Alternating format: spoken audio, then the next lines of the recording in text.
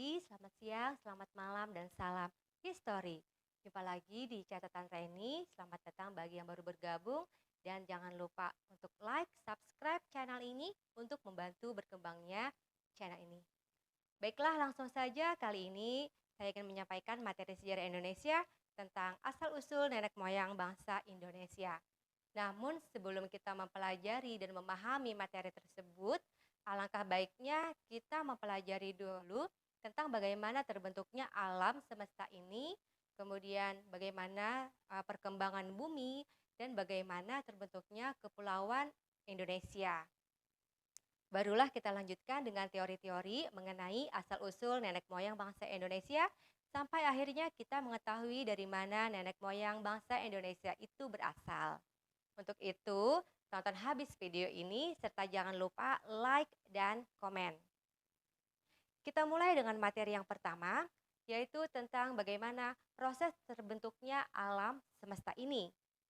Seorang biarawan Katolik Roma Belgia yang bernama George Lemaitre, dia dianggap sebagai orang pertama yang mengajukan teori ledakan dahsyat atau dentuman besar mengenai asal-usul alam semesta.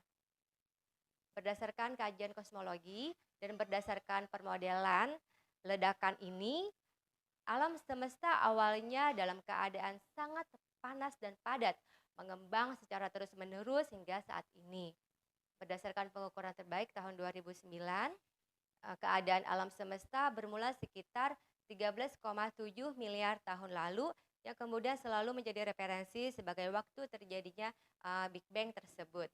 Teori ini telah memberikan penjelasan paling komprehensif dan akurat yang didukung oleh metode ilmiah beserta pengamatan. Kemudian, bagaimana perkembangan terbentuknya bumi? Menurut geologi, perkembangan bumi itu digolongkan menjadi 4 masa, yaitu masa Arkaikum, masa Paleozoikum, masa Mesozoikum, dan Neozoikum. Nah, untuk masa yang pertama yaitu Arkaikum, masa ini diperkirakan terjadi sekitar 4,6 miliar hingga 570 juta tahun yang lalu dan merupakan masa yang tertua, di mana masa ini bumi sangat panas dan belum ada tanda-tanda kehidupan. Kemudian masa Paleozoikum, masa ini berlangsung sekitar 500 hingga 245 juta tahun yang lalu. Keadaan bumi masih belum stabil. Meskipun begitu, pada masa ini mulai muncul tanda-tanda kehidupan dengan adanya hewan bersel satu atau mikroorganisme, misalnya sejenis ganggang. Kemudian masa Mesozoikum. Masa ini berlangsung sekitar 245 sampai 65 juta tahun yang lalu. Pada masa ini mulai muncul kehidupan hewan yang bertubuh besar seperti dinosaurus dan mamut. Dan pada akhir masa Mesozoikum mulai muncul berbagai jenis burung dan berbagai binatang menyusui.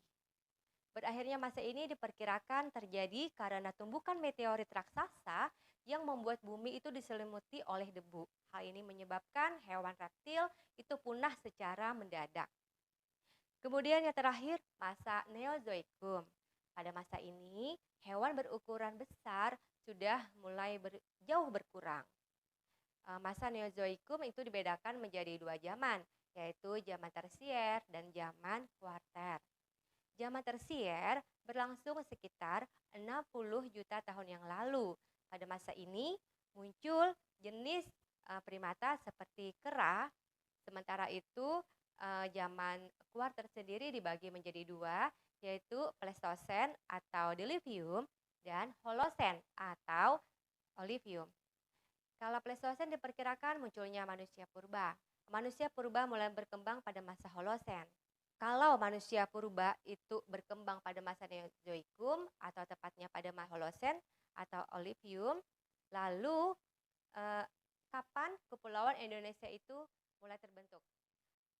Kepulauan Indonesia terbentuk pada masa tersier atau pada akhir masa Mesozoikum, tepatnya sekitar 65 juta tahun yang lalu. Akibat kegiatan tektonik yang sangat aktif dan kuat, menyebabkan pergerakan lempeng-lempeng Indo-Australia, Eurasia, dan lempeng Pasifik, sehingga menjadikan daratan terpecah-pecah. Benua Eurasia menjadi pulau-pulau yang terpisah satu dengan yang lainnya. Sebagian di antaranya bergerak ke selatan, membentuk pulau-pulau seperti Sumatera, Jawa, Kalimantan, Sulawesi, serta pulau-pulau di Nusa Tenggara Barat dan Kepulauan Banda. Hal yang sama juga terjadi pada benua Australia. Sebagian pecahannya bergerak ke utara, membentuk pulau-pulau timur, Kepulauan Nusa Tenggara Timur, dan sebagian Maluku Tenggara. Pergerakan pulau-pulau hasil dari benua tersebut telah mengakibatkan wilayah pertemuan keduanya itu sangat labil. Kala Pleistosen yang berlangsung antara 3 juta sampai 10.000 tahun yang lalu disebut dengan zaman es atau zaman glasial. Pada kala Pleistosen, temperatur bumi itu sangat rendah. Hal ini menyebabkan gletser pada wilayah kutub utara itu mencair hingga menutupi benua Asia, Eropa, dan Amerika. Selanjutnya, pecahan-pecahan es tersebut menyebar ke daerah-daerah sekeliling benua tersebut. Peristiwa itu terjadi karena panas bumi tidak tetap. Ada kalanya naik dan ada kalanya turun. Jika panas di bumi turun drastis, es akan meluas dan air laut membeku atau disebut zaman glasial. Sebaliknya, jika panas naik, es akan mencair dan permukaan air laut akan naik yang disebut dengan zaman interglasial. Zaman glasial dan zaman interglasial berlangsung silih berganti selama zaman Diluvium atau zaman Pleistosen. Hal ini menimbulkan berbagai perubahan iklim di seluruh dunia yang kemudian mempengaruhi keadaan bumi serta kehidupan yang ada di atasnya, termasuk juga manusia. Sementara itu, zaman Aluvium atau Holocene berlangsung kira-kira sekitar 10.000 tahun yang lalu hingga sekarang. Pada kala Pleistosen, bagian barat Kepulauan Indonesia yang sudah mulai stabil pernah terhubung dengan daratan Asia Tenggara. Sementara itu, pada bagian timur seperti Pulau Papua dan sekitarnya itu pernah terhubung dengan daratan Australia. Daratan di wilayah barat yang menghubungkan Indonesia dengan daratan Asia Tenggara kemudian disebut paparan Sunda, sedangkan daratan yang menghubungkan pulau-pulau Papua dan pulau-pulau sekitarnya dengan Australia di wilayah timur disebut paparan Sahul. Akan tetapi, suhu bumi masih belum stabil. Saat suhu bumi naik, beberapa daratan tenggelam kembali.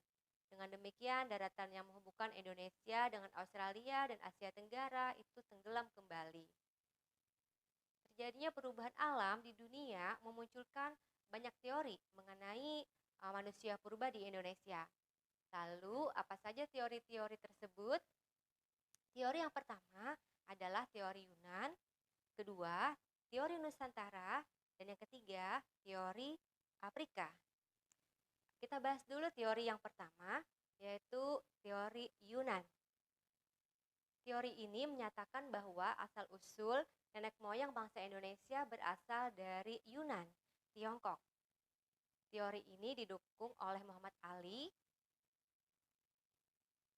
yang berpendapat bahwa bangsa Indonesia berasal dari daerah Mongol yang terdesak oleh bangsa-bangsa yang lebih kuat sehingga melakukan migrasi ke selatan. Teori ini juga didukung oleh Robert van Helmont, J.H.C. Kahn. Menurut teori ini, migrasi penduduk dari Yunan menuju Nusantara dilakukan melalui 3 gelombang, yaitu perpindahan bangsa Melanisoid, Proto-Melayu, dan Deutero-Melayu. Kemudian teori yang kedua, teori Nusantara.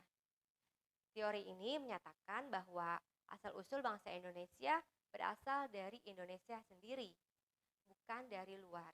Tokoh yang mendukung teori ini diantaranya adalah Muhammad Yamin, Boris Karloff, J. Crawford. Kemudian teori yang ketiga, teori Afrika. Teori Afrika menyatakan bahwa nenek moyang manusia berasal dari Afrika, sekitar 200.000 tahun sebelum Masehi.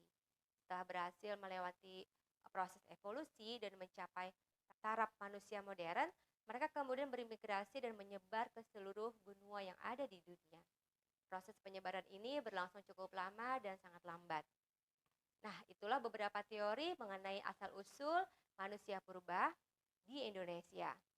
Kemudian, bagaimana menurut para ahli sejarah? Menurut para ahli sejarah, nenek moyang se-Indonesia itu berasal dari bangsa-bangsa Melanesia, Proto-Melayu, dan Deutero-Melayu. Demikian yang dapat saya sampaikan mengenai asal-usul nenek moyang bangsa Indonesia. Semoga apa yang disampaikan dapat dimengerti dan dipahami dan semoga bermanfaat. Jangan lupa like dan komen di bawah ini. Terima kasih. Salam history.